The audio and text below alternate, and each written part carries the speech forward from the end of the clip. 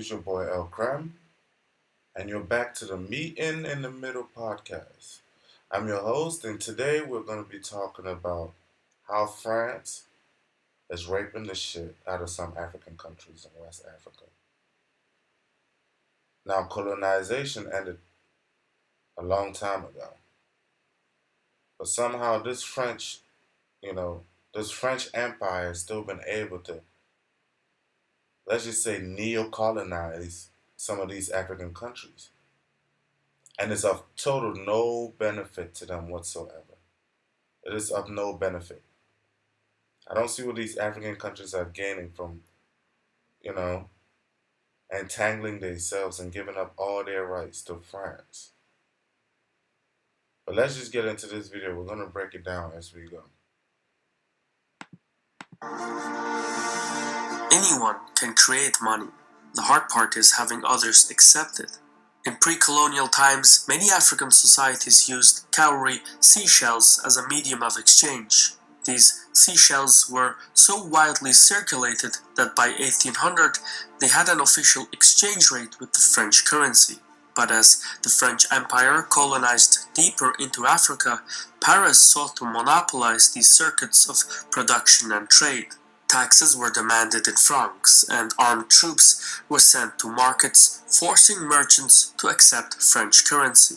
From the 1930s onwards, France came to dominate the money supply in French-speaking Africa. With new power came new extrajudicial perks. Paris gained access to African labor and raw materials at sub-market prices, while finished goods were sold back to Africa at above-market prices. Yeah, this is the one thing that really gets me about this arrangement. Like, obvious. Pure and obvious. They go over there and they take your materials, they buy it for cheap. They'll come and buy it in your low ass currency, in your devalued currency, you know, and they say, hey, we're buying it with the euro, and they come and buy your materials. Then they go back over there, finish the product, and then come back and sell it to you in euros. And you're using this devalued currency in order to buy these products that are being sold in whether it's euros or dollars or whatever. It is really expensive to you. We just take an example, chocolate. Most of the world's chocolate comes from Africa. But you see, they'll buy the cocoa bean and the cocoa season and take it back to Europe, process it, make chocolate bars or make, hot chocolate or whatever, and then come back and sell this chocolate to these people. And there is no chocolate processing.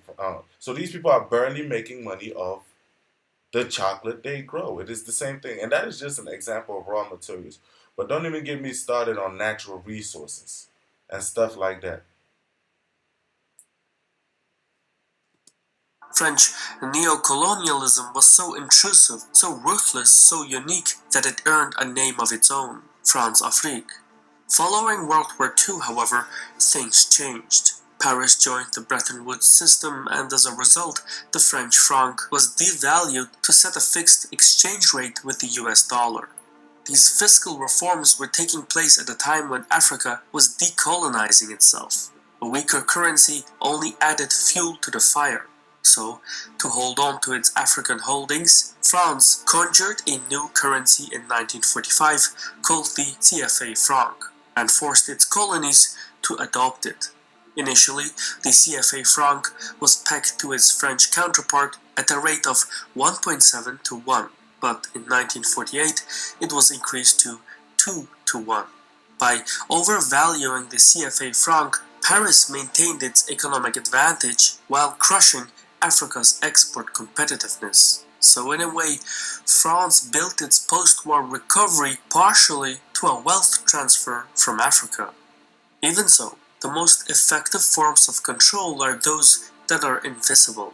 Recognizing this in 1958, France hijacked authentic decolonization by installing local collaborators and granting them statehood. Okay. So the Bretton Woods Accords happened, and that's when the U.S., they get off the gold standard backing. A lot of things are going up in Europe. You know what I'm saying? So the world now is trying to find a new means of exchange, currency exchange. The dollar is pegged, so everybody else is doing different things with their own currency. To be able to compete with the dollar or whatever it is the euro or whatever. Meanwhile, France is going to tie down 14 countries in Africa and giving them their own currency, CFA franc, and is pegging that currency against their own currency. It was 170 to 1, but it eventually went to 2 to 1. And which goes back to what I was saying earlier. I come to you, I buy your stuff in your one currency using my currency. Then take that stuff, go back and make stuff, and then come back and sell it to you in the two currency while you're still using the lower currency. Seems like you have to come up with a lot more to get the finished product than how much you're getting, you know what I mean, for the raw product. And not only that, they've installed their own puppets in those countries. So you there as the middleman or as a business owner, you're expecting your government to help you, to help your economy, or to be able to, come up with policies that'll help the economy of their own people. But France has come in here and installed a bunch of puppet rulers in all these 14 countries and pretty much have them in their pockets. And that's what we're seeing today. A bunch of coups popping up everywhere in West Africa. And we're wondering, I keep asking myself, France, why is France hands over? Because of stuff like this. These collaborators became the custodians of France's neo-colonial empire by maintaining the Franc zone and French military bases. Only Guinea turned down the offer. Its leader, Sékou declared that his people preferred being poor in freedom than rich in slavery. You hear that? That's what's up. I'd rather be poor in freedom than rich in slavery. That's a fact. That's a fact. Because if y'all installed him up there and y'all giving him money, it's not really his money because he can't do as he wishes with it. Or the minute he falls out of line, you feel like you have the right to come after him. Nah, man, keep your money. I'll be poor and free. Guinea thus rejected the CFA franc, seeking to develop its own currency. France felt it needed to make an example of Guinea, so it cut pensions to war veterans, dismantled Guinea's power grid, and then attempted to block its UN membership. France went as far as to induce hyperinflation by flooding the country with counterfeit bills, all the while funding armed anti-government resistance. Yeah. Okay. Let's just get this straight. This right here should be illegal. These are war crimes. There's no way, there's no other way. Like, I don't want to compare this to any other thing but come on, man. You cut pension to war veterans. You destroyed their power grid. You're trying to stop them from joining the UN, like what Ukraine is going on now, and everybody is backing them. Just because these people want to have their own currency, you want to make an example out of it.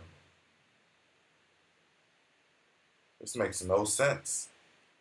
And the UN is allowing this. It got pretty crazy.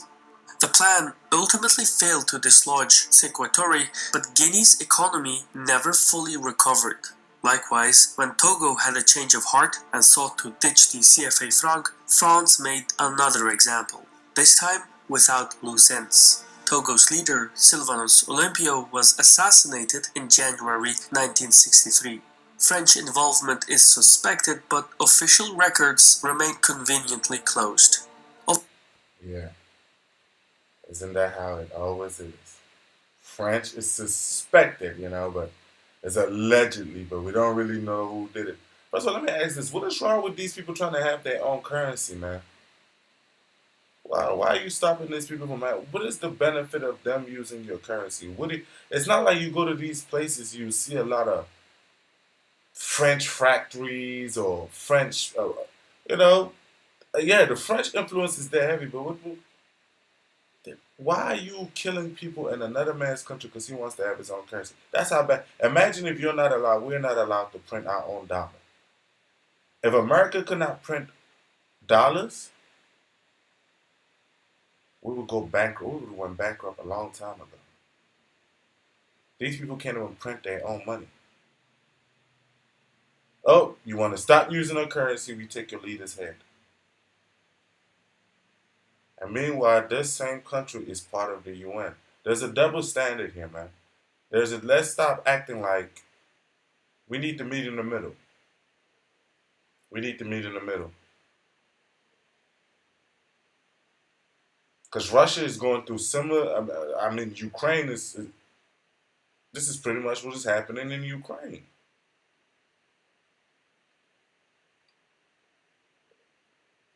Where they're vying for influence, This one wants that influence, this one wants to be influenced here. Of itself, further attempts to conceal French imperialism followed. The CFA franc was split into two currencies covering the Central and West African states. By the mid-1970s, their respective central banks were Africanized and moved to Yaoundé and Dakar. Though local Africans staffed these institutions, there were no fundamental policy changes, and France retained veto power over the banks' governing statutes. This included a requirement that member states deposit half their exchange reserves at the French treasury, plus another 20% for financial liabilities. You guys see that? That is rigged. You have to deposit 50% of your reserve to the French treasuries, another 20% as security for financial liabilities. Your money has to be deposited in their treasury. For what? What is France? What am I gaining? Okay, so what if I want some of my money back, or what if I need a loan? I bet you they're gonna make you pay interest on that money. It's not like you're gonna go back and you're gonna have to pay interest, or they'll probably give it back to you as aid, foreign aid. Meaning member states retained access only to 30% of their money. That's crazy. Moreover, all foreign exchange conversions were to pass through the French treasury. The way this fiscal policy works is by operations accounts. These are special accounts held at the French treasury. The denominations are in euros, but when accounts are in credit, the African central banks effectively place their foreign exchange reserves at France's disposal. But when the central banks' accounts are in debit, they are obligated to pay interest to the French treasury. In other words, CFA member states pay France to hold on to their money. Told you. Didn't I say that? Now that's got to be the dumbest thing I've ever heard. Nobody will willingly do this. Who will willingly pay somebody else to hold their money? Another country?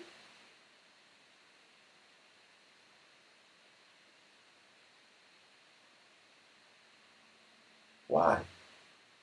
I know we go deposit our money in the bank, but it's a win-win for the bank. The bank takes that money and loans it out to other people, and they make money that way. And and I know if anything happens to my money, it's protected by the Federal Reserve. The Fed protects my money up to a certain amount.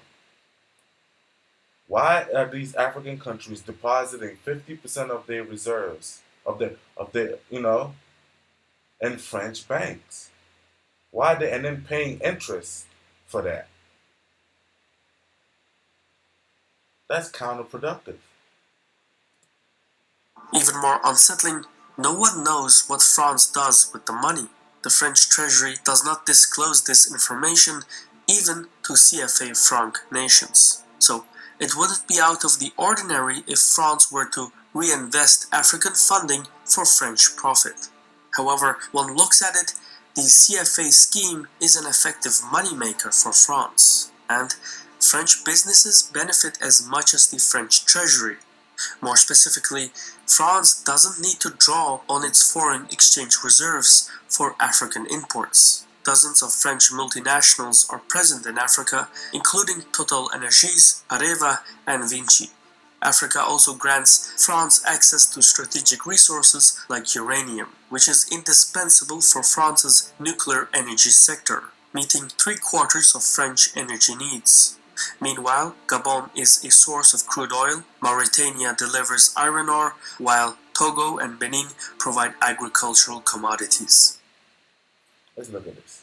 We got uranium, gold, copper, diamonds, bauxite, timber, crude oil, and France is controlling all these freaking resources. And you sit and wonder why these African countries so poor. That's why. The policies governing these countries don't allow for them to succeed. That's exactly what's going on in Niger. They're busy kicking the French out now because they want to be able to control their uranium. There's a stat that says 1/3 of the light bulbs in France are lit by the uranium coming from Niger. Yet Niger is so poor; they're one of the poorest countries in the world. With all these natural resources, some of these countries should be able to get out of poverty, or should be able to have at least industries, their own industries. If you go to these countries, I can assure you some of the biggest players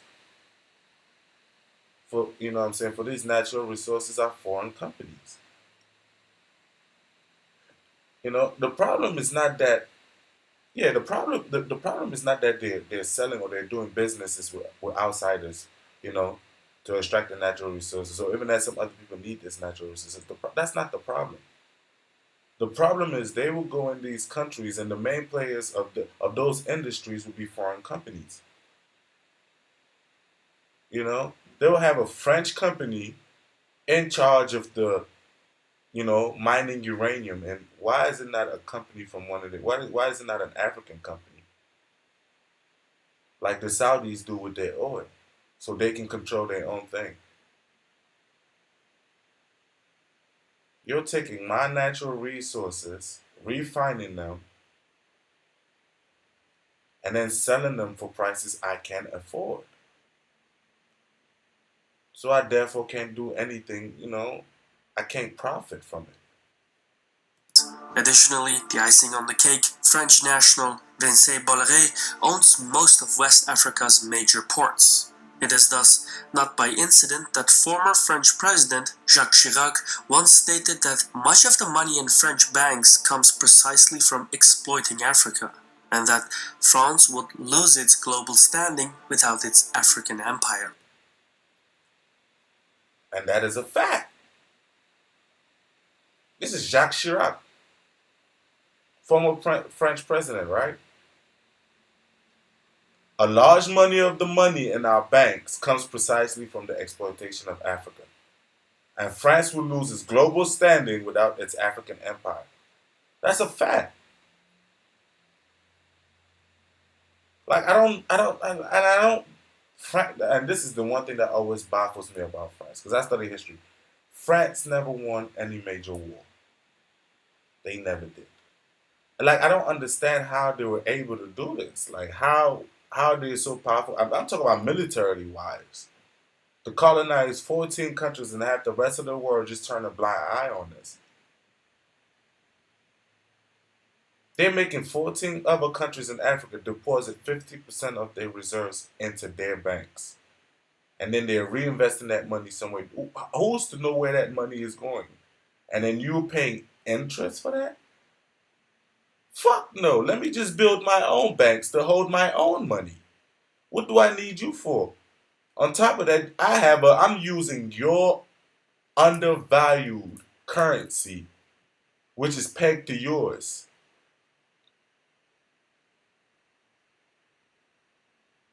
It's hard to compete that way. To preserve its hegemony, France has intervened militarily on the continent 40 times since the 1960s, from propping up corrupt dictators to conducting military operations in the Sahel. Moreover, the configurations of the CFA franc allow profits and capital to be repatriated with ease. Between 1970 and 2010, Ivory Coast lost $40 billion to capital flight, which could have reduced poverty by 10% annually had it been reinvested domestically. Meanwhile, Equatorial Guinea and Congo, the main oil producers, transferred out the money equivalent of 43% and 30% of their respective GDPs between 2000 and 2009. Similar trends are That is crazy. I lost 43% of my GDP. That is gross. 30% of my GDP was funneled out. $40 billion and lost in Ivory Coast could have cured 10% hunger. This arrangement doesn't benefit these African countries. present in Gabon and Cameroon. Opulence at the top generates misery below. Though advocates point to the CFA franc's stability, a lack of monetary sovereignty restricts the tools available to the CFA member states. For instance, Ivory Coast's inflation rate is below 6% versus 29% in neighboring Ghana, but the latter's extreme poverty rate is only 13% versus 30% of Ivorians. The CFA member states also lag behind other African states growth-wise. Some are even going backwards. Ivory Coast's real GDP per capita is one-third lower than in 1978. In 2006,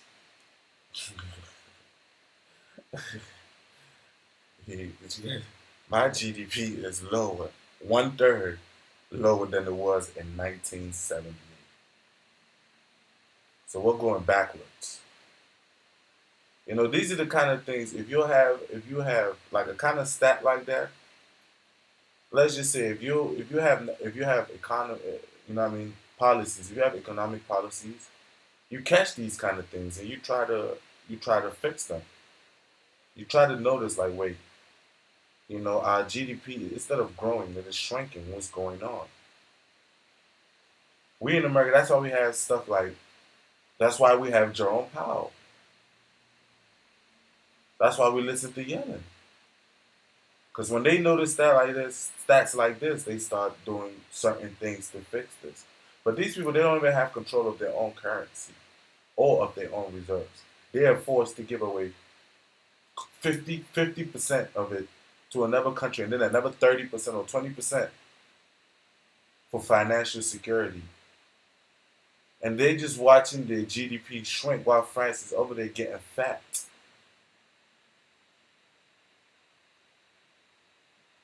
This is exploitation.